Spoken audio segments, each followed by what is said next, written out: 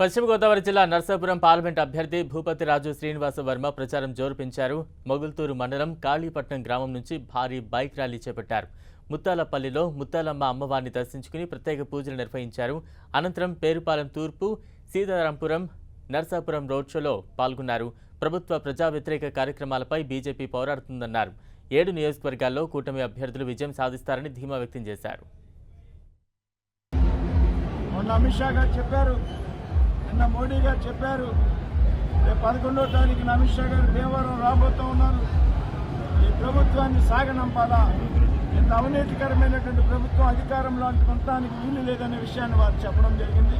కాబట్టి ఈ పార్లమెంటు నియోజకవర్గంలో పార్లమెంట్ అభ్యర్థిగా పోటీ చేస్తున్నటువంటి నేను 7 శాసనసభ స్థానాలు, అందులో 4 తెలుగుదేశం పార్టీ, 3 జనసేన పార్టీ తరఫున పోటీ చేస్తున్నటువంటి అభ్యర్థులు 7 అంటే 1+7 మొత్తం 8 కూడా పెద్ద ఎత్తున మెజార్టీతో విజయం సాధిస్తారనేటువంటి విషయంలో ఏమాత్రం కూడా అనుమానం.